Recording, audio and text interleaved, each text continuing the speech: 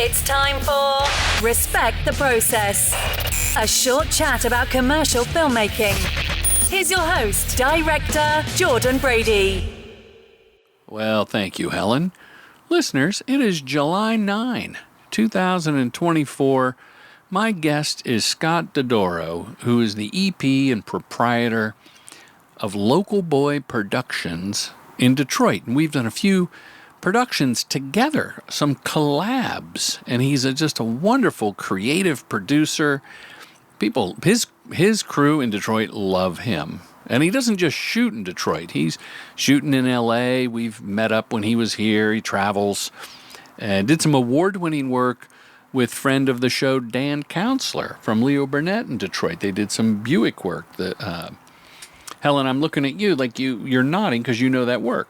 And I'll post that and a Cadillac spot I love that they did at a Local Boy at jordanbrady.com in case you're watching or listening right now on one of the platforms. So many platforms to listen to podcasts on.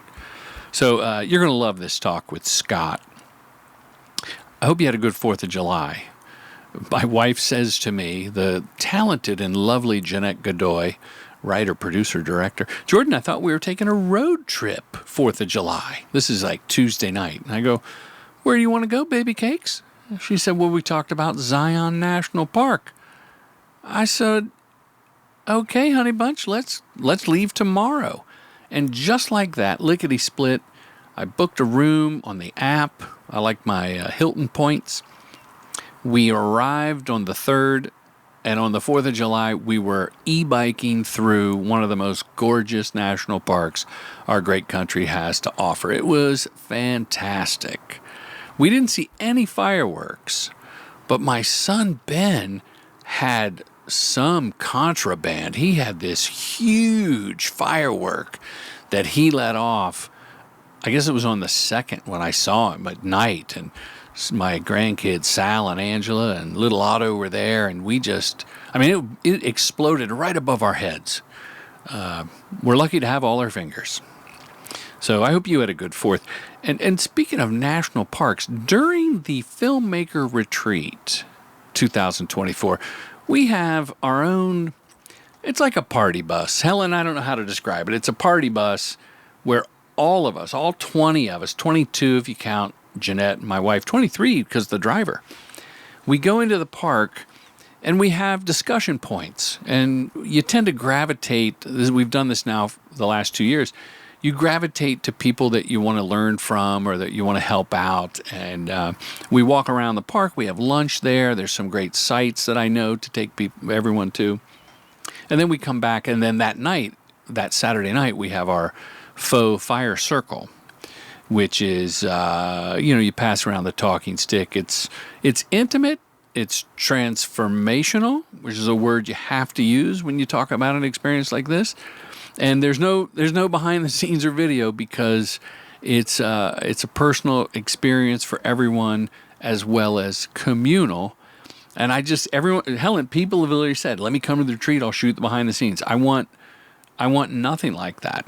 Now, Stacy Talley, a wonderful filmmaker down in Florida who has taken boot camp. She came to the retreat on her own.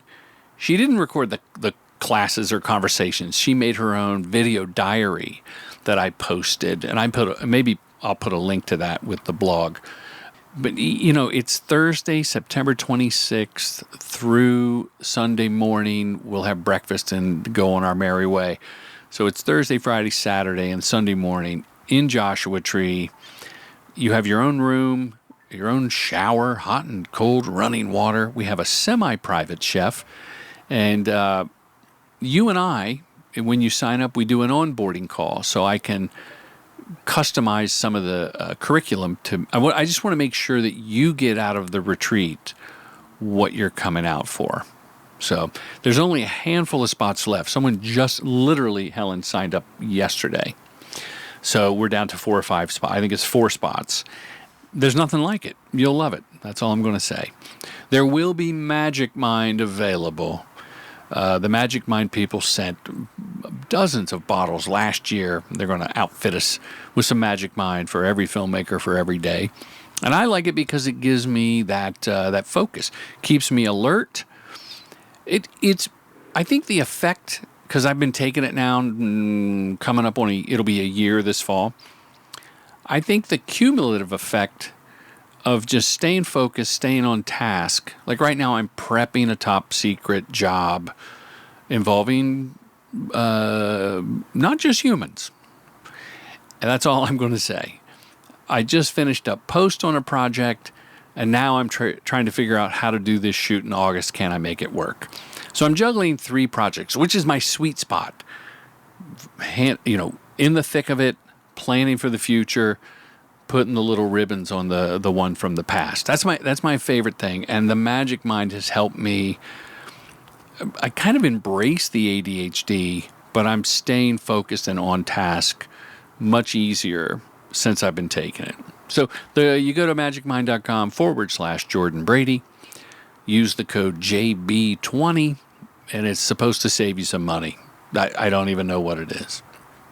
Okay, let's get to Scott. But before I do, I want to say that this Thursday, the 11th, in the morning, I'm doing it's like a member meetup online with the Filmmakers Academy.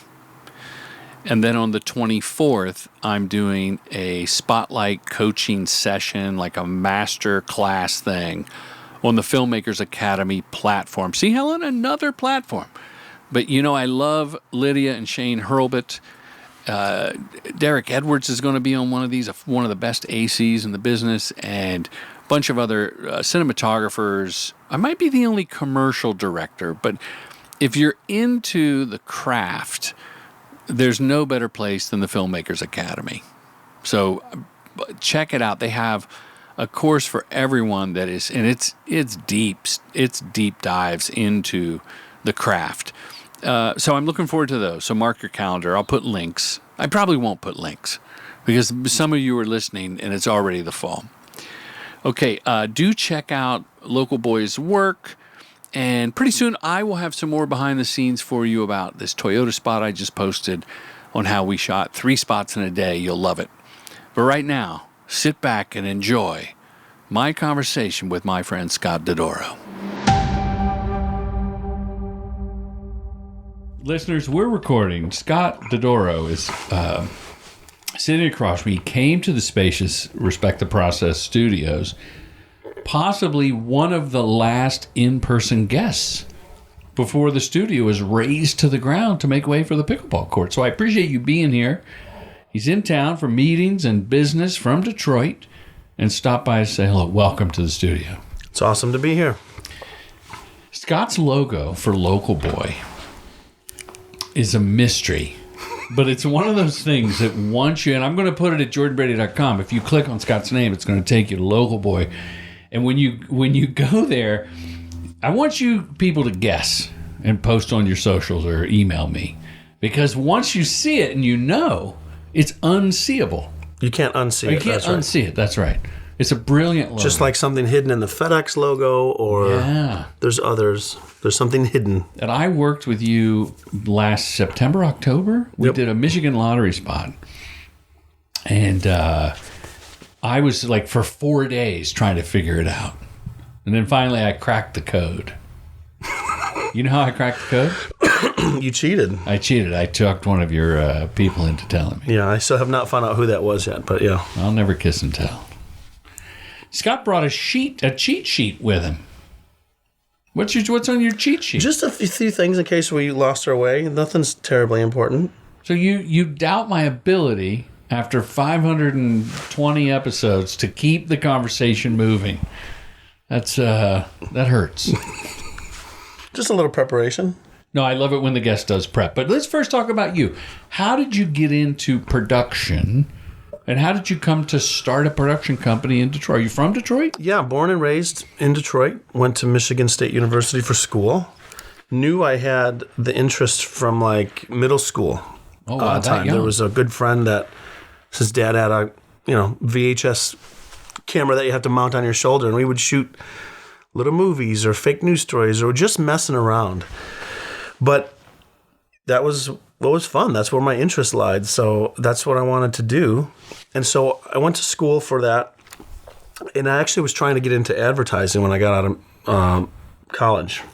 That's as a filmmaker, or it's just like copywriter. You're pretty. No, funny, yeah. I guess producing was on. I didn't know what everyone did yet, right? But I guess I thought I could be a producer somewhere where like the creative and the production kind of meet that line, right? But I didn't have luck getting in with an ad agency, and I got lucky with a production company in Detroit called Mindfield, and that was my first job. I was 25. Mindfield Films? Mindfield Pictures. Mindfield Pictures. Okay, I know the era that's in. And so that says as much to me as what camera was popular at the time. Pictures, content, films, or a funny name. We shot on tape, Yeah. Not the way we do it now. But anyway, I got really lucky on like working for them. I ended up staying there for over 11 years and got to do tons of things. Shoot little things, edit little things, produce little things, set up the copier in the office. How'd you get that job?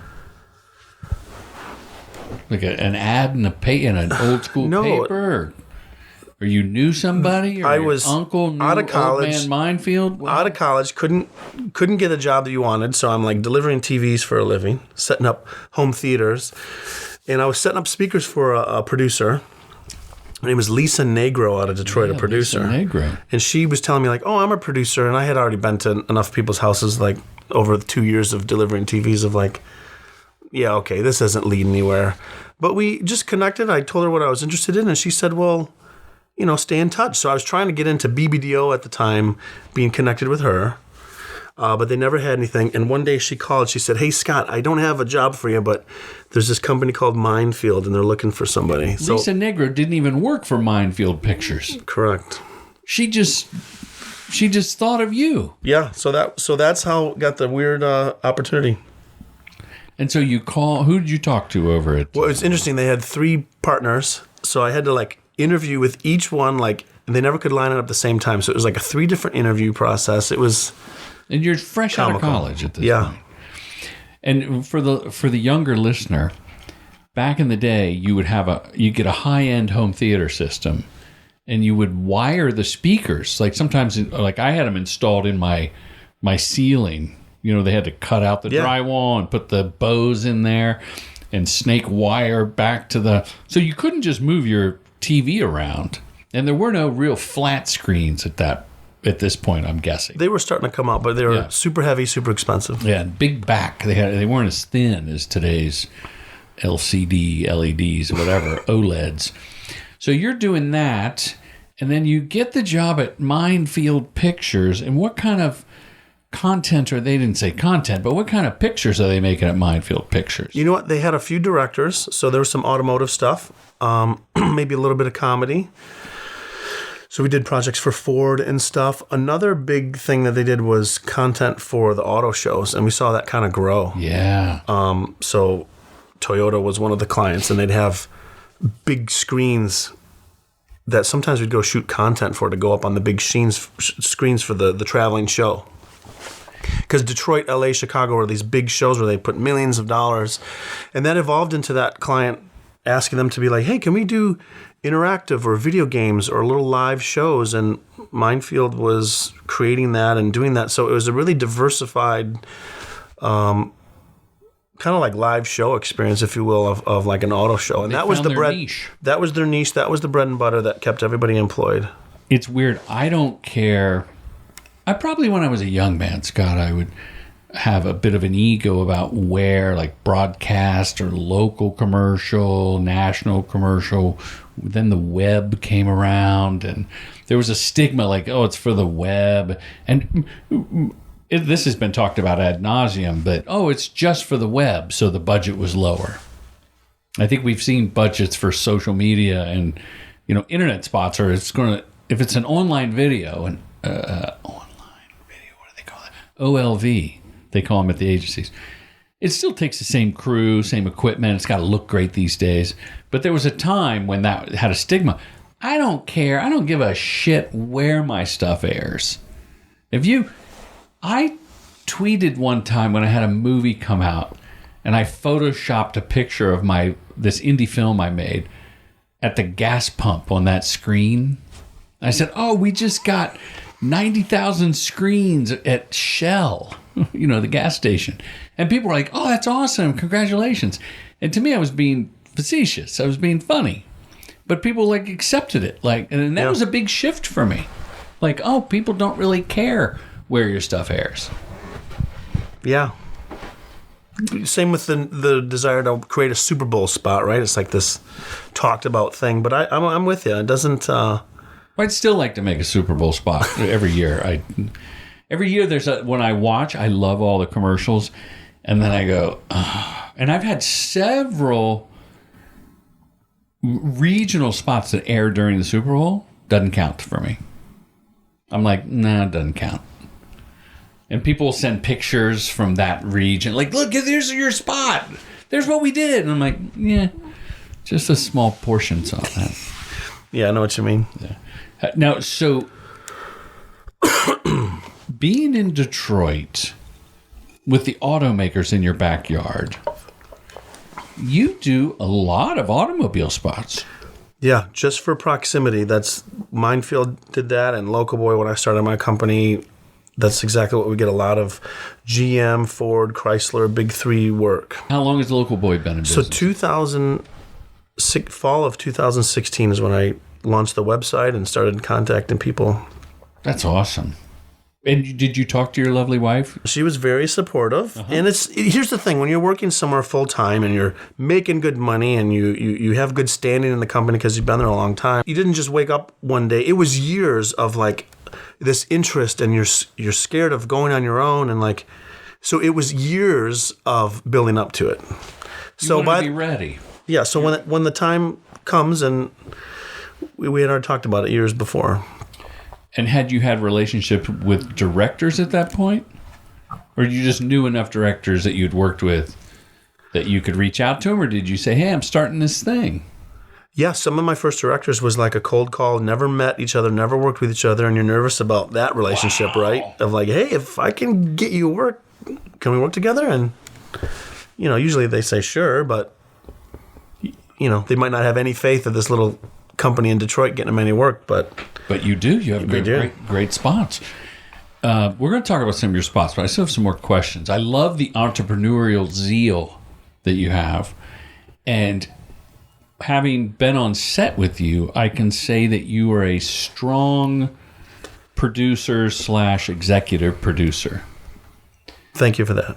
And when I go to Local Boy, I have to have a password to see the directors. If I click on directors, there's a secret password.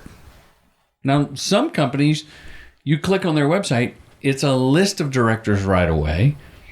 TrueGent.tv, my company, you go to TrueGent.tv, there's photographs of the directors and the work. And you click on any one of them, there's your reel. You can click on spots, see who did it. The thumbnail tells you everything. Why so secretive? Why so clandestine? What is the point? And you don't have to answer if you don't want. I know it's a secret. When you start doing bigger and better work, you start attracting some outside attention. Okay. And so you get people talking to your directors and saying, hey, Super Bowl spot over here. So we started getting some attention that I didn't really want, to poach some people away. And at the same time, there's some people you want to work with, but they're signed with somebody. So it honestly but you can technically work with them because they're not exclusive. Right. So my quick fix was for many years, it was not blocked. You go to the directors and you see the list of them. But right now, it's trying to control that in and out access. And you got burned by something, because that's what you're protecting from, something happening again that you didn't like. And so now I can show a couple directors that might be with someone else, but they're still available to us. Uh-huh.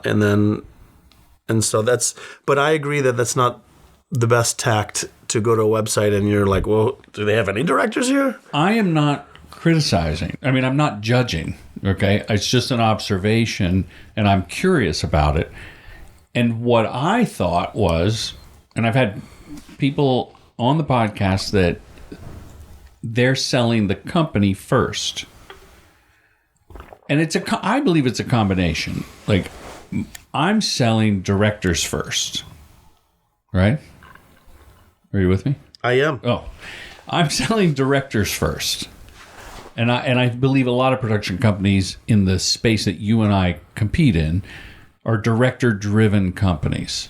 Now, that's not to say that there's not company-driven. Like, I always use the example of Hungry Man or Smuggler, RSA. Those companies are in the stratosphere where you just go to them for whoever. You probably have a director in mind. If they're not available, you'll take someone they have, right? So let's say I'm not there. You're not there. We're selling an experience and quality production to the ad agencies. Because the ad agencies are our clients. Yeah. Right? So it was just a mystery to me. But when I look at the Local Boy site and I see a Hummer crabbing sideways, or I see, I don't know if the NCAA, the women's NCAA stuff is still on your site, but I know that work that I want to ask you about. I go, this is national stuff. This is big stuff. This is quality filmmaking. So maybe the work and the Local Boy of it all is the sell. I think there's a mix of it. Mm-hmm. That I've had a reputation as a producer that, especially agencies in Michigan, the Leo Burnett and Commonwealth, things like that, will reach out and kind of say, what do you have for this? What do you got? But as you know, you have to have the right kind of work to win, like that Buick See Her Greatness thing. You have See to put Her the Greatness. That's the name. Yeah, of you have to put Dan the right. Counselor, shout out. Hello, Dan Counselor. Hope you're listening. He will be. You have to have the right director to win that work. So I think it's both. It's a little bit of reputation, and it's also the director's work. But it's not. Maybe it's 50-50 for me. But again, and I've been lucky for that, I guess. It's called Local Boy. How does that affect those agencies in Detroit? Do they feel good that they're keeping it local? I don't know, but I hope so. They must. They must. You added new director to your roster, Morgan and Nick. Morgan and Nick, they're a married couple. They do everything soup to nuts. I met them at the Filmmaker Retreat in Joshua Tree. They came to my film school's retreat, and we share a common rep in Texas, Julie Kolner, right? So Julie said, hey, they're looking to expand. So I said, sure, I'd love to have. They would love to talk to you. So I said, what are you talking about? I'm blown away by them. They can do anything, and they have a point of view, and they work together as husband and wife. And as you know, unless you're married, siblings, or a Swedish collective, you will not last long as a team. You can be brothers and sisters, but if you're just two dudes and went to film school together, you don't last. One of you wants to go your own way. So Morgan and Nick will be directing together forever. And what blew me away specifically, at the retreat, there's like a pop quiz where I give you an actual board from an agency, and you get up in front of the room and you pitch it, like if you're on a Zoom call. And within the 15, 20 minutes that you had to kind of go through and pitch, which is unnatural having that short a time, they had made a deck on the computer and came up to the front, and they plug in Nick plugs in the laptop, and he and Morgan go through it. And I'm like, you just made this and are pitching the class your vision. It was astonishing. And part of me hated it because I was like, oh, that means I got to step up my game. But yeah. So I'm happy to have them on the roster. Why do you bring that up? You just want to change the topic? Well, you check out my website. I checked out yours, and I was surprised to see an addition. And so I checked them out. Well, they're not part of my family, but because they're married, they fit the ethos of the company. Perfect. Family first. I like crewing up for each job. And the same with post. I just did a gig where I packaged the post, and I farmed it out and to Little Farm. My friend Erwin Frotterman, alumni of the podcast, and he and his team did all the editing, but I was in charge of the whole Megillah. And it's an extra chore, and I find that I, Jordan Brady, am the linchpin between production and post. On any job, really, the director is the one handing off the ideas to the editor, right? Then the agency producer kind of, or if there's a post-production supervisor or producer, you hand it off to them. But when you package it, you're involved, like you're on the hook as a company owner and the guy or the gal or the they or the whatever you want to call yourself. Yeah, no, you're right. You have to stay involved. And I have this conversation with line producers all the time. They love being done when the job is wrapped, the production is wrapped, when the shoot is done. And then a couple days later and the bills come in and the charges and whatnot, and they go, here's what we made on the shoot. Well, there's still 3 more weeks until the project is wrapped. The shoot may be over. So for those reasons, I'm out. For those reasons, I don't like to package it. The reason I do, and this is getting in the weeds here, if there's more money to be put on the screen because I'm going to bring a bunch of people together for the post, then I'll take it. Whereas if you just hand it over, the agency deals with their post budget, but I may be able to get deals or, facilitate it in a way that saves money, and then I got an extra $10,000 to put into the art department or something like that. Or my pocket. Did you see did I send you a Plant Moran rough cut? No. Plant Moran? It's an accounting firm. I thought it was... Oh, maybe you did. Maybe there's too many for you to look at. There was a lot of links. Scott, listeners, if you ever come on the show, you can bring notes. Scott has notes. Someone the other day had notes, and it really helps. But the links, I love looking at all the links.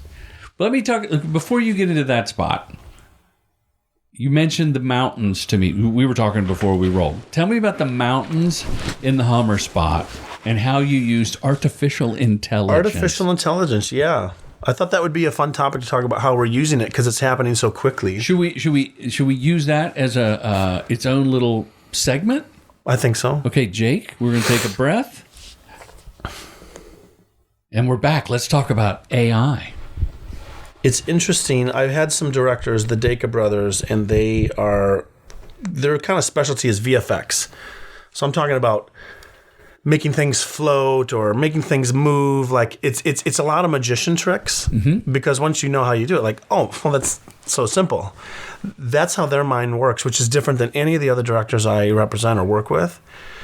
And so when we're doing treatments and stuff, they're using Mid-Journey to create images. So they were kind of the one that... Which is kind of commonplace now. It is, yeah. But they were early. Gotcha. The version 1 or whatever. And so now, and I need to show you this today, we use a site when I do a scratch read and your editor's voice isn't that great, my voice isn't that great. I lay it down, we run it through, I can give you a male and a female voiceover read. Sounds pro, sounds great, but it's mapped to my voice exactly how I'm speaking. Oh, it's your pace and inflection. So if you stack them layers on top, they're starting and stopping exactly how I'm talking. But what's that site called? It's a woman. 11 Labs. 11labs.com? I believe so.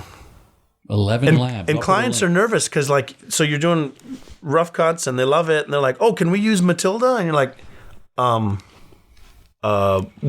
well, we can use Matilda, but we can't do a live voiceover session because Matilda's not a person. And so, Helen, let's get Matilda on the show. Yeah, exactly. So that's one way we're using it. And then there were some mountains we needed. Wait. Before you let me ask about Matilda. Could you, in fact, license that to a client, and who would get paid? You or the company, the lab? Yeah, you have a subscription. You can use these voices or make your own. Like, yeah, it's you. Once you pay your subscription, you can use it however you want. Yep. And in fact, working with real voiceover talent, if you go to some of their sites, they will license their AI. Oh, really? I haven't seen that version. Yeah, I'm not exactly sure how it plugs in and how to use it, but you can license their AI voice to do your thing. So that's a thing. Wow. I know somebody, there was a lawsuit early on. I don't even think it was AI. I think it was a Morgan Freeman impersonator. And someone said, So actors, listen up. If you can protect yourself, you're your own IP. Your voice is your IP. Wow, that's interesting. Matilda. I hate to say it. It seems like that might be the first thing to go. Right, it's voiceover. Is the voices. Because some of these, and I can play them for you later, it kind of sounds like George Clooney, but not. Right. So it has this charisma to it. It's Clooney with a K. And again, we're doing it to pull one over anyone's eyes. We're just using it because now you can hear what a pro VO is, and you can just helps you make better decisions in the rough cut process before we okay, let's go cast for voices now. Yeah, it's weird. It's once the bar is raised, everyone sort of has to rise up just to be competitive. It's like when Morgan and Nick threw in that presentation, and I was like, oh, wow, that's really good. Now I got to start doing, and treatments. There's a big thing on LinkedIn about treatments, and somebody pointed out that it wasn't the agencies that asked for treatments. It was a few directors back in the day that made a big treatment, and they kept winning jobs. Leather bound and FedEx to the agency back in the late 90s, early 2000s. I remember when a treatment was like 3 pages, and then some guy put in a picture, and I was like, oh, fuck. Now we all got to start putting pictures. And it was just like in a Microsoft Word doc, And then somebody indented the picture into the text. Oh, now we got to do that.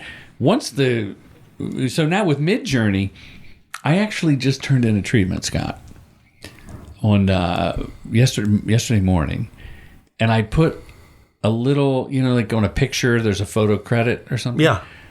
If I do a screen grab from my commercial that's relevant, I'll put actual screen grab from my spot, just to let people know. I've done the same thing to say we're showing our work here, not someone else's. Yeah, this is my photo. I've done this bit. And then on the Midjourney, I put mediocre Midjourney because I'm not that good. I'm not going to spend hours trying to tweak the prompt. I actually use Firefly now because it's a part of my Adobe suite. But so AI, voiceover people, beware. Tell us about the mountains. And I'll post that spot. It's the Hummer EV. It's actually the Sierra EV is the mountains. Oh, yeah, okay. There's music sites, too, that you can upload a song, and it's going to split out the voice, the drums. So, the different ways that we use AI is quite interesting. And that's stealing, by the way. If you're using someone's song and you just strip the vocals, but for a temp track, it's exactly, great. You give them the mood. I haven't used it for a project yet. I'm just talking about these tools for AI that we could potentially use. So, they wanted. So they wanted to show crab walk for the GMC Sierra pickup truck EV. Which is an amazing feature, by the way. I thought it was just a parallel park, but in the commercial, it's doing a little more than that. Yeah, just to move in synchronous. Yeah. And so they had this idea of doing it in the sand on a beach. So we were looking for that, but things got punted into the wintertime, and they said, well, let's do it in the snow. Well, that's great. Where's the snow? We have to wait for it to snow. And so where we shot it, in Michigan, there's no mountains. But there's snow. Yeah. And so the background's not going to be beautiful. It's just not going to have the right location pizzazz that GMC should have. So I said, hey, what if we do the same creative, but, we basically put mountains back there.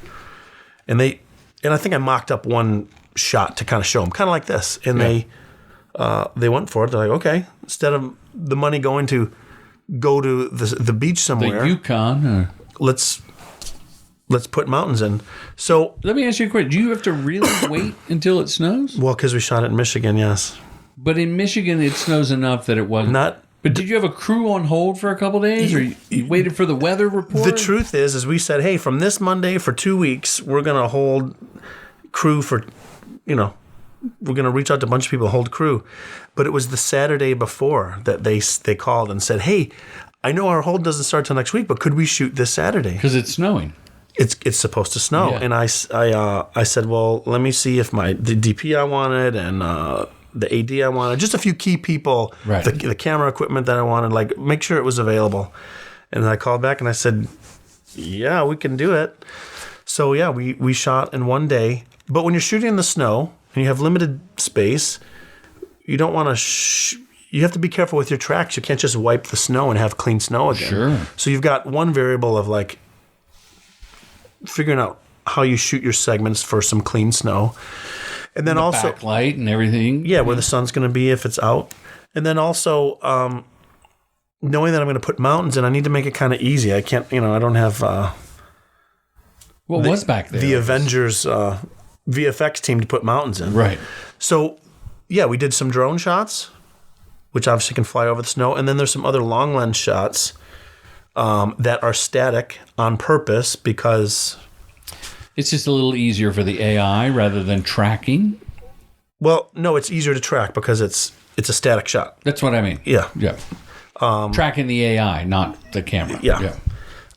And long lens because I can't put the camera right in front of the vehicles because now I'm trampling through the snow.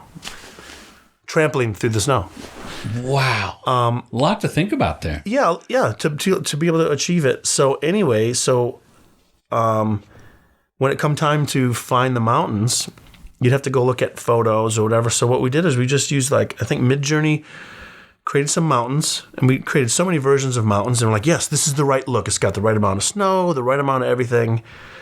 But then some of our drone shots were like 8K, so we needed it larger. So we used Photoshop to regenerate the mountains to make it wider. Generative fill. Yes. Then we used Magnifique, another AI plugin that you can it makes adjustments. Basically, kind of up-reses your photos or whatever. Yeah. So it has a little slider. You can see the before and after, and it kind of adds details into the trees So anyway, long story short, we started with some AI mountains, but I needed to make them basically an 8K mountain range.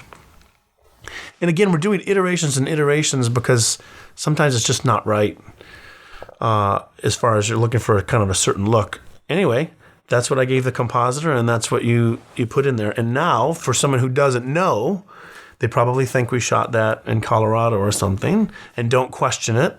Yeah, it's an interesting landscape because it's a flat, almost like a lake bed covered in snow with mountains behind. So you could see it in Denver, Boulder. I could see not that it's a lake bed, but a flat plain like that. And it's out of focus in the background, so it blends in nicely. But you're saying that you output the mountains and then a human compositor laid them in and kind of rotoed around the car or whatever you had to do. That's correct. We still had a manual compositing to put the mountains in, yeah. That will change. I used Canva for my treatments. Now I use Adobe Express because it's part of my deal. The exact same program. And even their icons and the layout looks the same. But I use generative fill so that, if I got a picture of, let's say it's a, grandma baking cookies, but I want to put text over the image, I'll just expand the image and put, dark kitchen. So the text pops off of that, and then grandma's over in the bottom corner. Right? Yeah. And that is a wonderful tool. So to use it with video, the Firefly technology, essentially Midjourney, is now part of Adobe Premiere. And I think Blackmagic has something like it for their DaVinci, and Avid probably has it. And it's going to change. It's a tool that's going to change and affect us. But I hope people embrace it as an enabler. And the proponents of it will say it's going to create more jobs than it takes away. I'm not so sure about that. I think the voiceover people it's going to be harder. I feel safe directing humans for now, but possibly in my lifetime, you can just prompt some sort of AI character to say funny stuff. But I think comedy is safer than just straight up drama. You know why? Why? Timing. Looking for a laugh on that one. Give me what's on your sheet. I was just thinking of this. Have you heard of Suno.com or Suno AI? This is more for fun. I don't know Suno. I'll have to, again, I want to show you this because it's amazing. You prompt, hey, make me a country song about Jordan Brady traveling around in his my trailer doing a podcast. Yeah. It will write a song. It'll blow your socks off. Like Chat GPT for fun. But for music, but it's for music specifically. Yeah, it'll create a song. It's amazing. I have to show you, but I haven't used that for work yet. But it's the AI thing. It's in its infancy, and it's neat to see how these different tools will be available for us to use it. My problem with AI, or my criticism is, and I know it is in its infancy, but Scott, it's all derivative. You could make the argument that all art is derivative, right? The famed, it bugs me, the famed Andy Warhol painting of, what comes to mind when I say Andy Warhol? Campbell's Soup. Campbell's Soup. Yeah. You know who doesn't get enough credit? Campbell's Soup? Campbell's Soup. Who's the guy at Campbell's Soup or the woman who created that logo? Or that can. Or the can. That is depicted in that. There's a reason that you could have been a lawyer. Well, Your Honor, I rest my case. Campbell's Soup, and I think it might have been Campbell himself who created that, based on the colors that he saw on something that people were buying, and he made it red and white, put the gold seal on it. Andy Warhol paints it, and not even that good.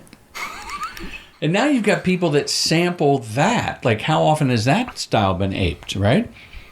So what I see with AI is everything is derivative, and if you look here on the studio wall, I've got Scooter the neutered cat, a screenshot from my commercial framed. He's sitting on an old Cadillac. He's wearing a sweater. He's got a medallion, which is the logo of the... And sunglasses like President Biden. And Biden-like sunglasses. I think they're Ray-Bans. And that's real. Like, I really put the sweater on and made the cat on a real cat. The sweater was part of my pitch, by the way. Turtleneck. Like it was a black exploitation film with a cat, which I call a cat exploitation film. Well, just the other day, I saw the same scooter is AI. And I was trying to get a picture of a cat for a treatment. And I put in cat by a record player, right? And what did I get? I just wanted a normal cat next to a vinyl record going around on a turntable. And I kept getting cat DJs with sunglasses and headphones and DJing or gold chains. Like I didn't prompt that. I was just trying to go normal. But AI now thinks that we all want like the humanized rhino, with a chef hat or something. You just can't. So it's all becoming that same sort of. It's derivative by nature because it's learning. It's a learning model. But it's now like eating itself. It's referencing itself. I don't know where I'm going with this. No, yeah, it's hard to wrap our head around where it's going to go. You'd think that every time we're prompting something, it's learning. I don't know if it knows what we like or don't like, but you would assume it's going to continue to learn and continue to get better. We're both friends with Dan Counselor, right? I did a bunch of Buick with Dan. He works on Buick. We did NCAA together for a few years. Good number of years. And then I think it was last year or the year before you did the See Her Greatness was the campaign where Buick and the creative team at Leo Burnett Detroit, shout out, they focused on the women's NCAA basketball with a young Caitlin Clark. Like it was pretty cool. Got her before her SNL debut. And what I loved about that was it was the first time in advertising that I had seen such a spotlight put on female athletes. Can you name another one? I can't. So those spots turned out great. And I remember Dan texting me saying he was working with you. And what a fun time. Yeah. You guys crushed it. It was a neat project because they had to kind of rush to shoot it before they get into the tournament. Right. So schedules are crazy and when you can get these athletes available. basically need a day if you can get it to shoot with each one, and we have to go to 5 different universities to feature each player. Why not travel the players to one location? That I don't even think that was an option with their practice and game schedule. Oh, right. And you don't know who's going to be in until probably a couple weeks before. So there's a very short window of time to get them.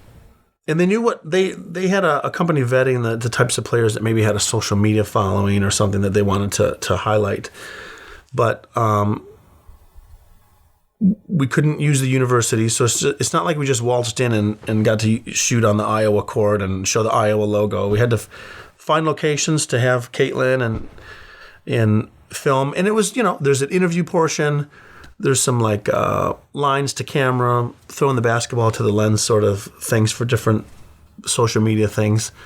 But I think what I shared with you were these TikTok docs. Yeah. These little couple-minute thing of each woman, and it was a lot of fun, but it's literally like you shoot in South Carolina, you get on an airplane, go to the next city, scout, shoot the next day. A little bit of a grueling travel schedule. How hands-on is Scott when that kind of travel and that kind of production? Did you fly the same DP every year? Yeah, so we found Soren Nielsen was the DP. Mm-hmm. Really great to work with. Can't recommend him enough to anyone. So he came out of New York with the camera package and his AC. They were flying to each city with that camera package. That was the only way to do it, knowing with some of the cities we're going to stop in. I did hire a line producer out of New York to go day to day. Local sound in every city?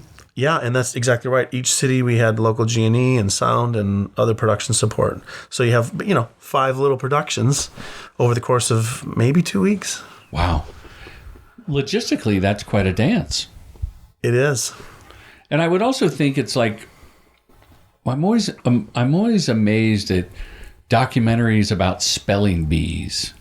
How do they know who's going to win? They kind of hedge their bets. So you said there was a company vetting the social media following, but also you got to know like who's favored in the tournament and whatnot. Yeah, you're right that they featured the top programs. That's correct. There's another spot that I love that I'll post. You sent me is the first responders. And listeners, just pause right now and watch the spot at jordanbrady.com. Hey, it's me, Jake, the editor of the show. If you're thinking of joining this year's Filmmaker Retreat in Joshua Tree, well, get off your ass and sign up.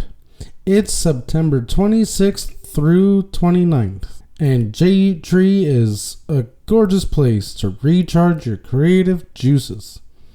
We're down to the last few spots. Save yours at commercialdirectingfilmschool.com. While you're there, check out my dad's buttload of online courses. Okay, back to the enthralling interview. Obviously, you want to do all kinds of work that comes in, but I'm always looking for and interested and up for the challenge. Something you haven't done before, something new.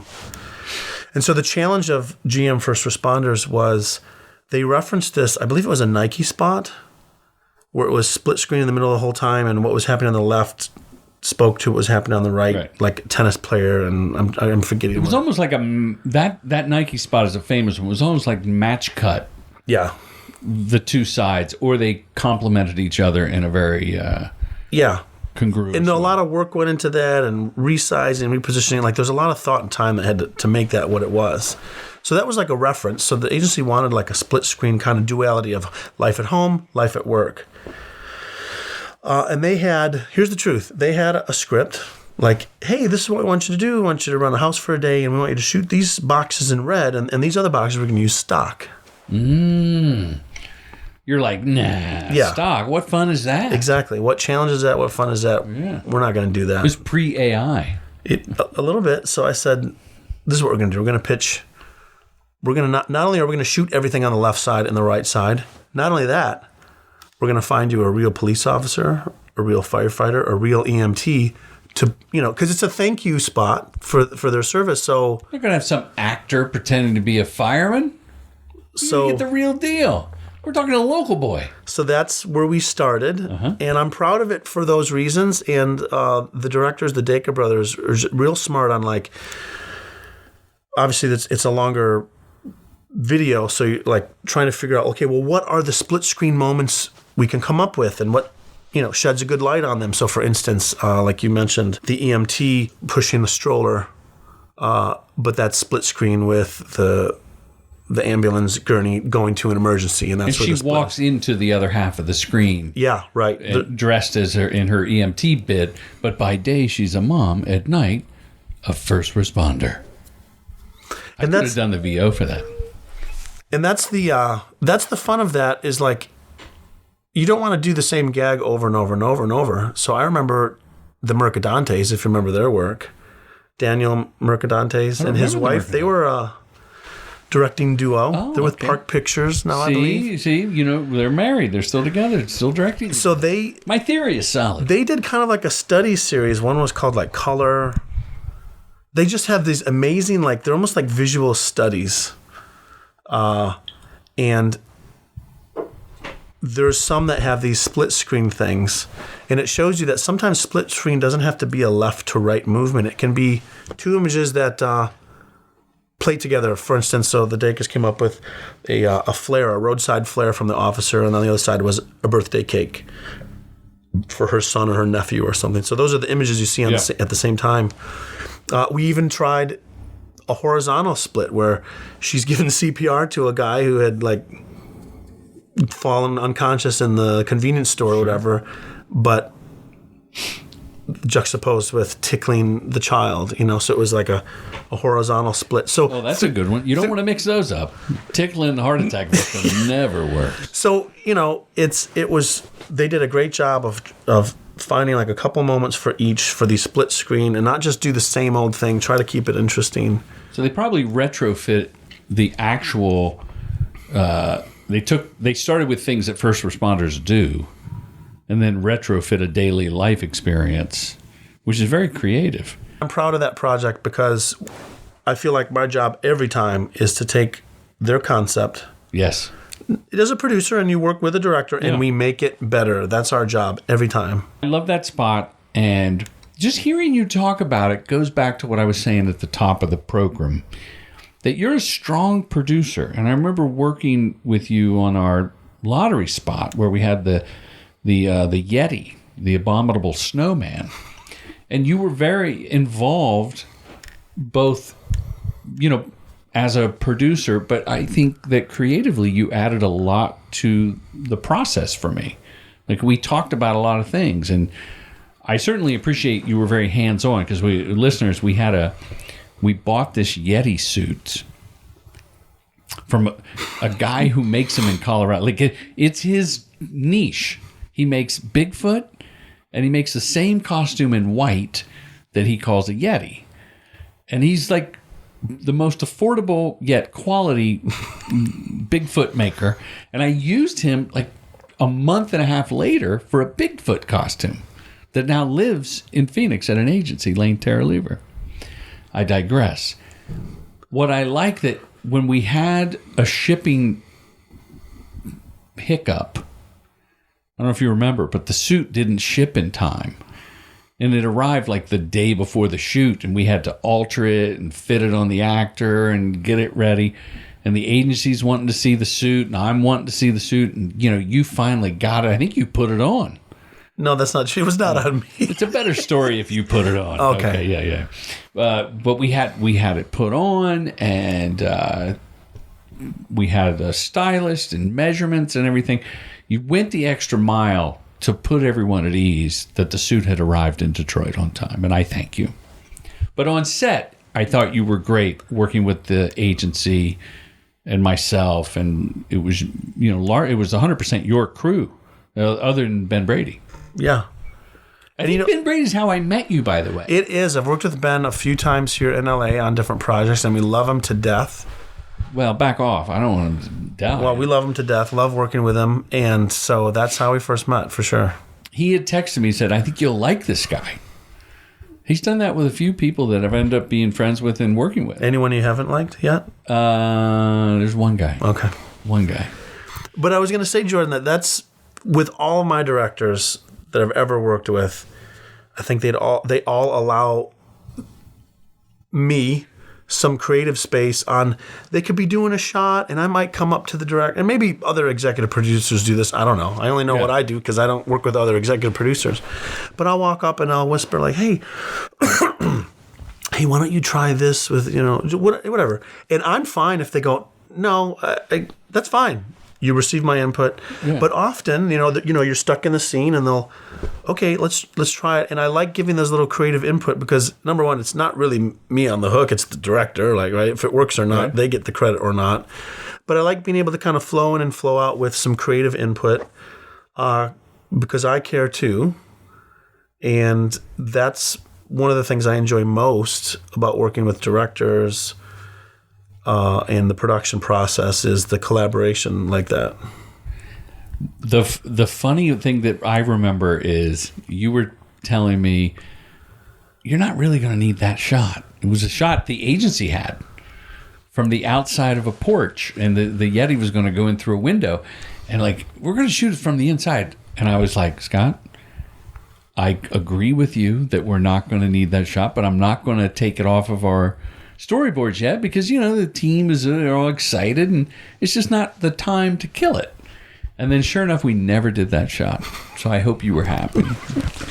It was always a time thing, right? To make sure we had time for all this stuff. Yeah, I enjoy input from everybody until they have, it's not 3 strikes you're out. If you pitch an idea, not you, but anyone on the crew or the team, even the agency, when you pitch a bad idea that's just off the mark, I'm like, okay, we're not going to do that one.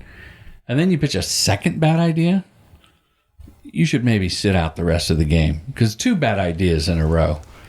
And people are eager to help. It's not 3 strikes you're out, it's 2. No, it's just 2 with me. Okay, let's go with speed round. So for anybody who doesn't know Jordan Brady, he has the best soft skills I've ever seen. Oh, you are so If I could download anything from you, I would love those skills. When Jordan deals with the crew or deals with the client or agency who's asking for something, he is able to, in the kindest way possible, shut it down. And I've never seen anyone do that. A lot of the directors I work with, we kind of like bend over and just, okay, yeah, let's do that. Let's get a version. Let's get another take. Let's do that again. But you are able to avoid that. You're like, we're not doing that. You had said something after the shoot about that. We went and grabbed a soda pop, and you said, I've never seen someone go back and talk people out of things. And you did it a few times. That's why, yeah. Well, thank you for saying that. And I don't want to come off like I'm like using voodoo to get out of shooting what people want to do. A Jedi trick? A Jedi trick. And Dan Council will be the first to tell you, I love coming back and say, how can we make it better?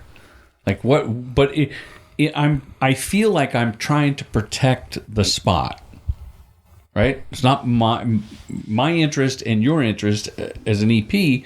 You want Local Boy to have a great spot on the reel. Same here. So if there are ideas that I'm like, okay, I'm not editing this, and this idea that a person wants, it may make sense to them, but let me tell them why it doesn't. And it shouldn't be an option in the edit either, right?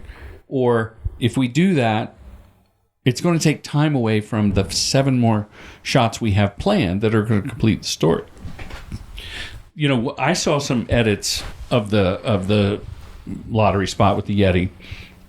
Not the final edit. I'm very happy with it. And I have a director's cut I'm very happy with. I saw a few intermediate cuts that had extra jokes in that we had shot, like extra bits, because I thought we delivered a lot of alt lines and a lot of comedy bits, but at the sacrifice of communicating the message of the spot. Like, the message was the Yeti's giving gifts for adults. And if you miss 1 or 2 of the lines as to why he's giving lottery tickets to adults, the spot doesn't make sense. For instance, there was a cut where you didn't see him walking in the window, and it was like a Modern Family interview. The Yeti is sitting on the couch. He's just talking. And I had said, well, if you don't see him go into the house, you just think he lives there. Yeah. And that's a whole different, that's taking the balls off of the Yeti. Like you're gutting the whole premise. So if he doesn't come in through the window, what's happening? Yeah, it's a small detail, but I think you're right about that. Anyway, but those are kind words. Listen, my interest is always greedy. I'm creatively greedy. I want something for my reel. And even before that, I want the client spot to work and be great. And I find that in the heat of the moment, sometimes people ask for things that just don't make sense. And maybe they're too close to it, you know? Why do you love advertising? It's okay if you say you don't. I love advertising. I love it.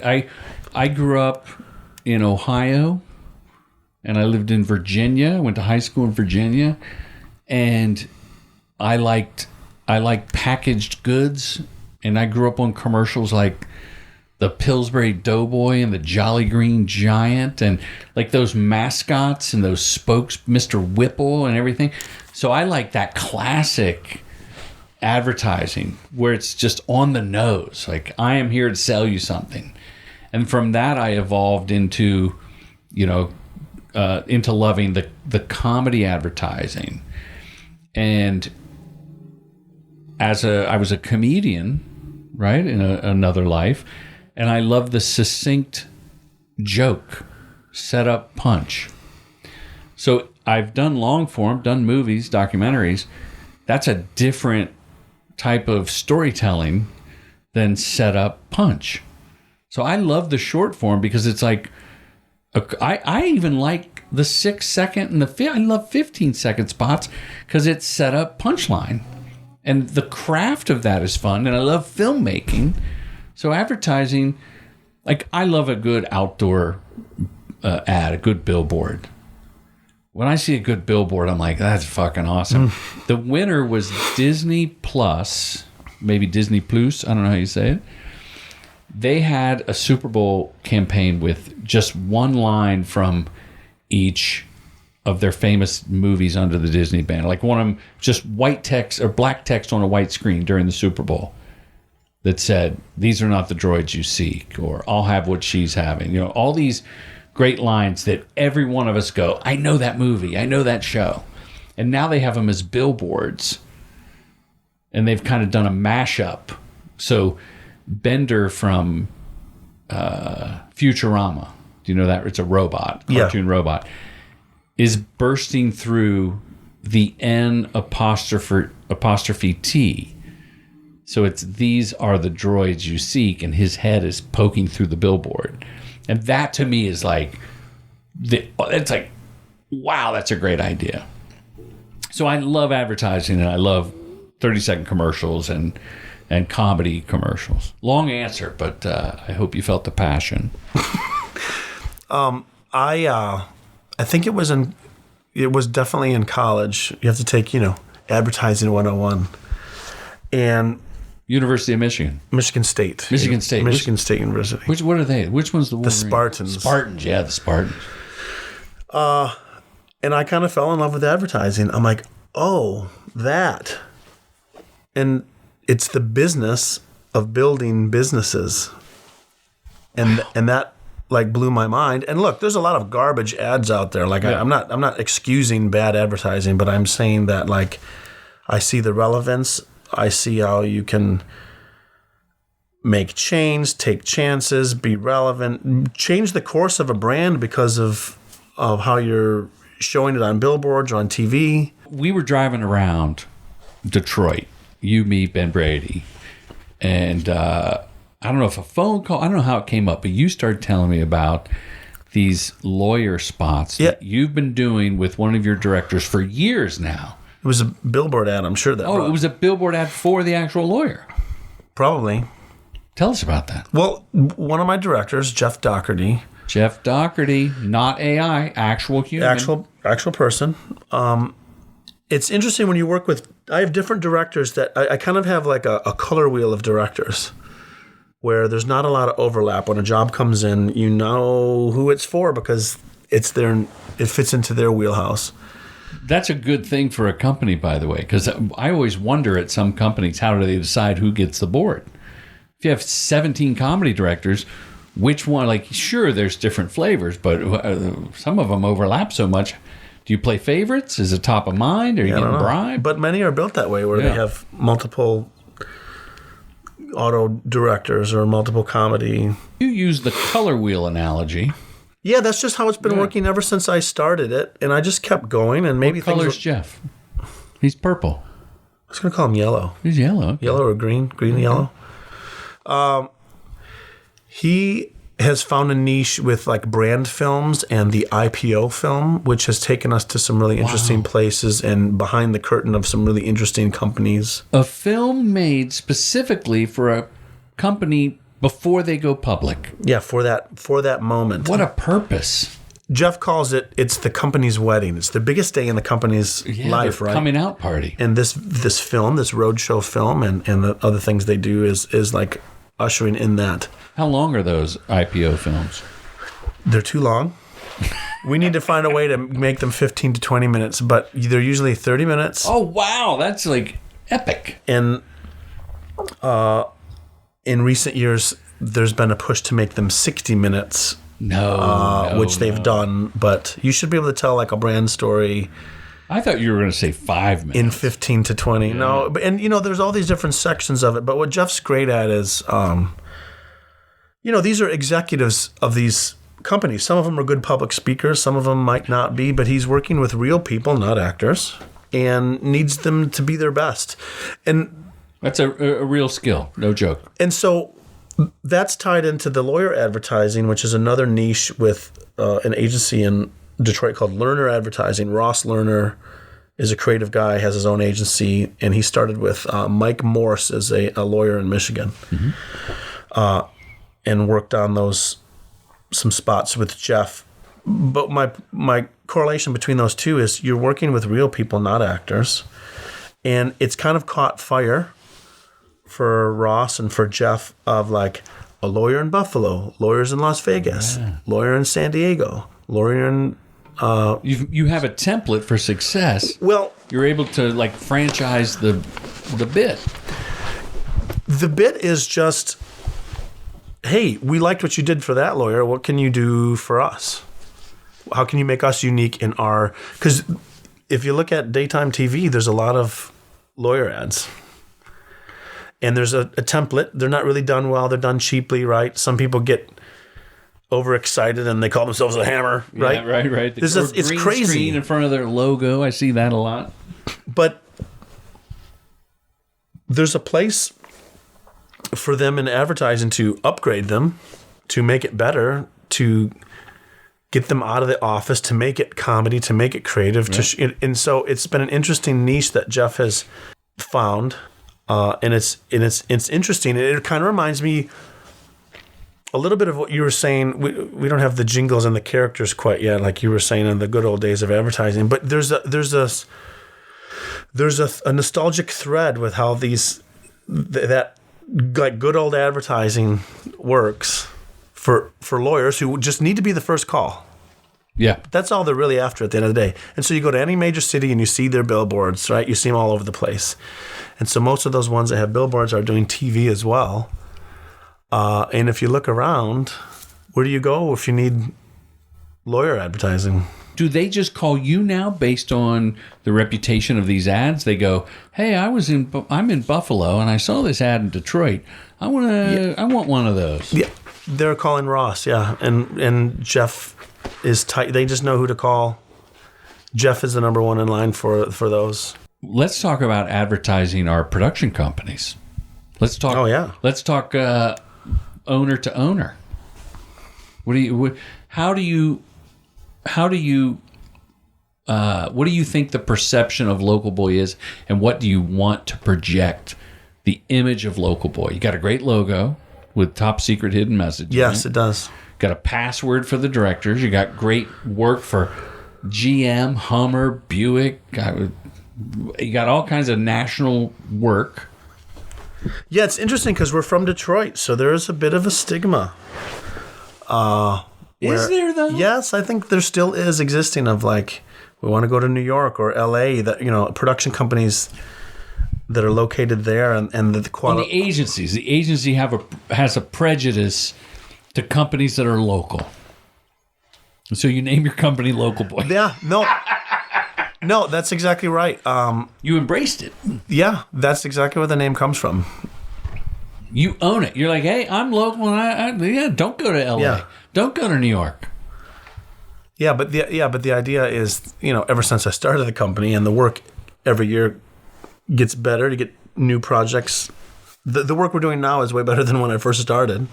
So we've grown in that way. God willing. But that's definitely it. I guess from Detroit, you always have a chip on your shoulder that you are as good as or better than, and that's what you're doing every day. But you don't to say, hey, we're just as good as the true gents in Los Angeles, right? You don't have that chip, though, do you?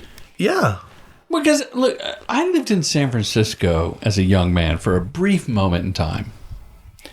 And everybody in San Francisco, not everybody, but a lot of people like sort of hated LA, like, oh, LA, right? There's a rivalry between San Francisco and LA. Then I moved to LA and people were like, oh, we love Frisco. Like, nobody cares. There's no rivalry. It's all in the minds of these San Franciscans. You know what I mean? Like in LA, we're like, yeah, cool. You're cool. You got Haight-Ashbury and tie-dye and hippies and all that. And, you know, and the sourdough down by the pier. We love you, fellow California. Isn't that the thing? Like, I don't think... Sure, there are people that think New York and LA, because of the Hollywood and then the New York and Madison Avenue and the show business roots in New York, there's a history there.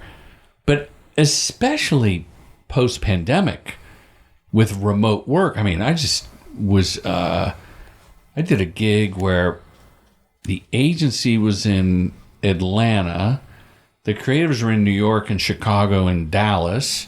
Like, everybody's everywhere. So hasn't production been democratized to the point where not only does it not matter, but it might be like, hey, these local boy guys are just as good as those fancy pants liberals in LA and those snooty New Yorkers with their bagels.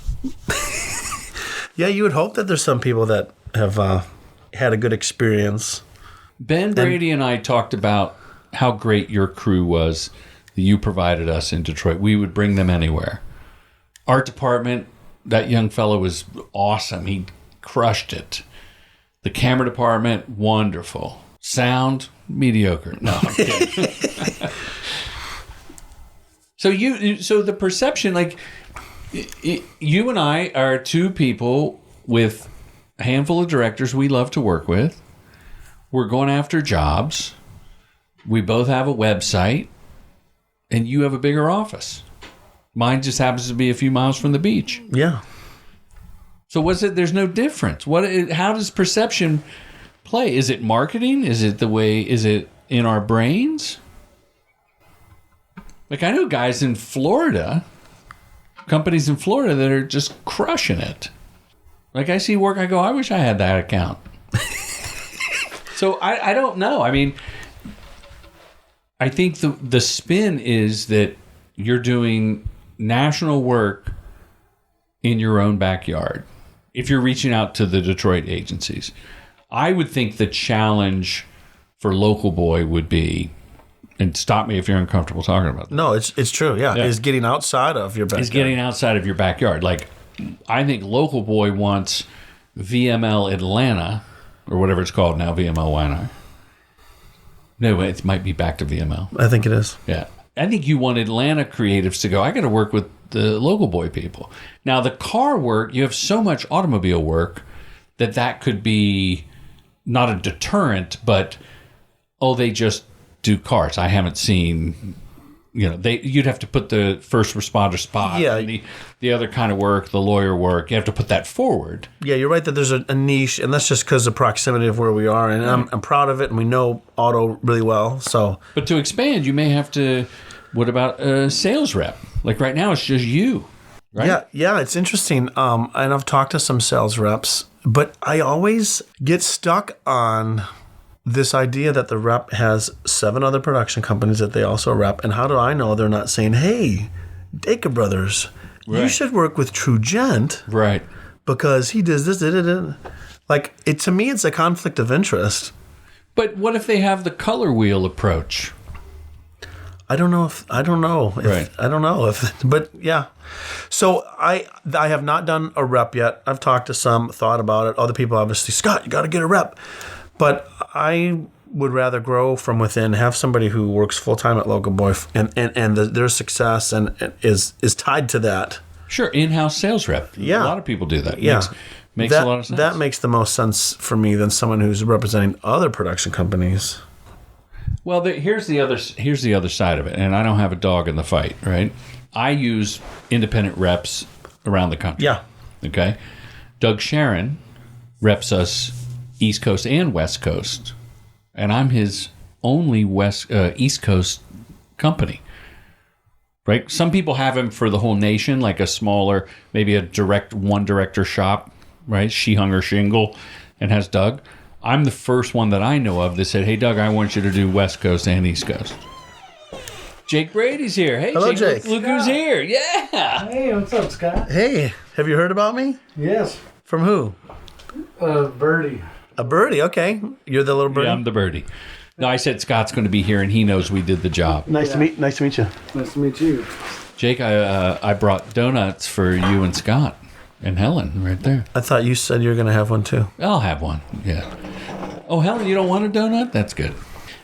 I think, one, there's a trust issue that you, me, EPs everywhere, directors even have with, how do I know I'm going to be put forth for the job? That's a real thing, right? I have a blind trust in my reps that they're going to think of me when the job is right for one of my directors or myself. I also count on my own relationships, which you do.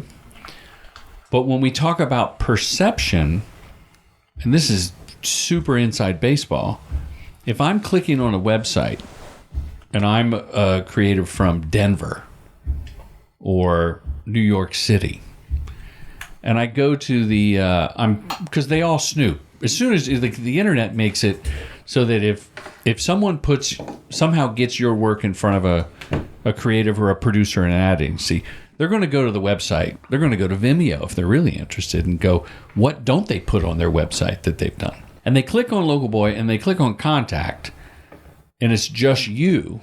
Are they going, can they handle this big job? So there's a perception there. I'm just playing devil's advocate, right? If you go to truegent.tv and you click on Contact, you know to call Marguerite in Chicago or Dawn, who you and I partied with up in Detroit. You know Julie's in Texas. You know Doug has the coast. You can call Kim, my EP. You can call me. I'm on there as a founder. I would love Local Boy to have a small team of people, so it's not all on my shoulders to kind of get it all started. Would you have to change the name? No, I hope not. International Boy. But here's what a lot of posers do. They'll be in Detroit or Denver, and they'll open up an LA office. Sure. And so WeWork office or something. I'm a straight shooter and honest, and I don't need to do that. I'm not going to pretend like I have an office somewhere where we don't. And as you know, the production model has changed with the pandemic. These production companies don't need these big offices anymore. There's many of these the huge ones that we look up to might just don't have an office at all, and they work from home because rent their space frequently for jobs. I've done this. Yeah, like I'm working out of a place and someone comes in, they go, "Wow, this is." I go, "It's not mine." I mean, I wear that on my sleeve. I'm saving money for the production, putting it on the screen, baby. And so, the truth is sometimes if the clients have $10 million, well, then you can go get any big A-list director kind of interested because you've got some money for them. So never done a $10 million job. But when do I need to change the number? No. That's a lot. I've done $1 million job, a couple $1 million jobs, several $1 million jobs, but not But when it's like, oh, you don't have that much to spend, that's when Local Boy starts to enter the conversation. That's where I've had luck and traction of like, hey, you can't afford MJZ, let's look at. And so those are the opportunities we've jumped on and tried to do a great job with. And hopefully the agencies are happy with that work. Because as you know, when you get a job, if it's small enough, you can produce it yourself.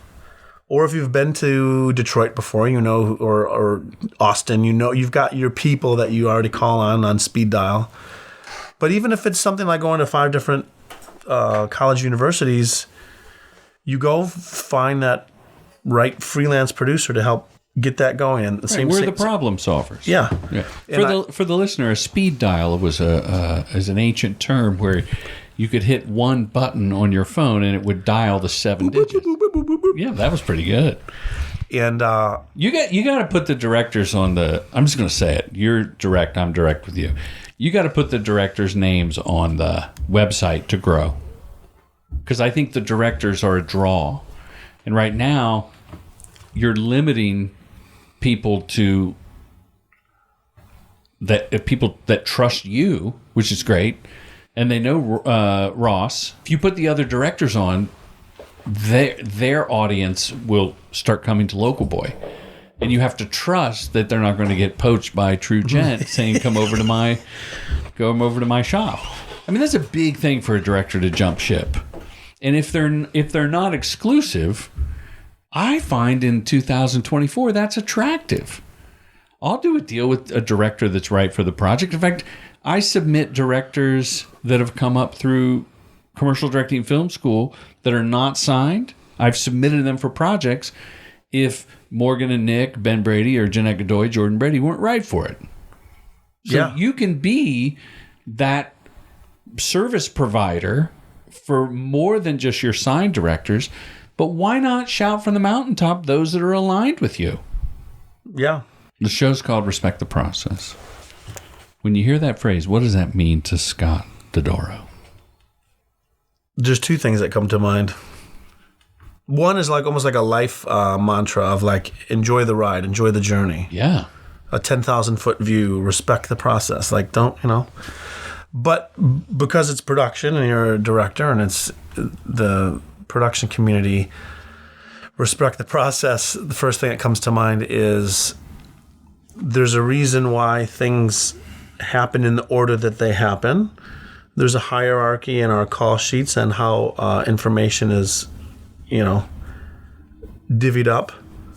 And so respect the process. If anyone has a different way of doing things, might not be the best way, because this is how it's been. And that's why we can go anywhere in the world, any country, any city in the country, and we meet other production people that we've never worked with before, but because they know that process, we can work together like we've been doing it for a long time. And that's maybe what's special about I love that aspect of it. Our production community. We don't even have to speak the same language, right? You could just gesture and use fingers.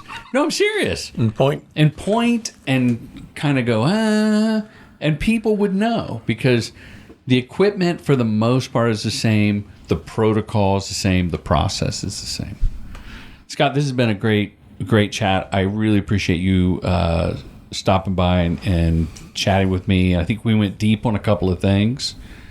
We talked about futuristic AI. We did. We taught people about speed dial. We talked about growing companies as a production company. And we're both what they call challenger brands, like underdogs, right?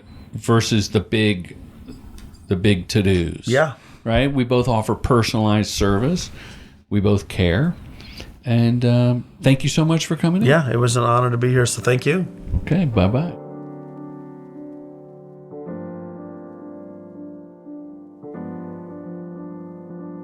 Commercial Directing Film School's mission is to help filmmakers direct commercials professionally.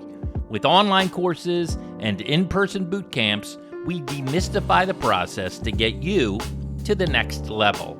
All taught by your accessible mentor, filmmaker Jordan Brady. True Gentleman Industries. We make commercials.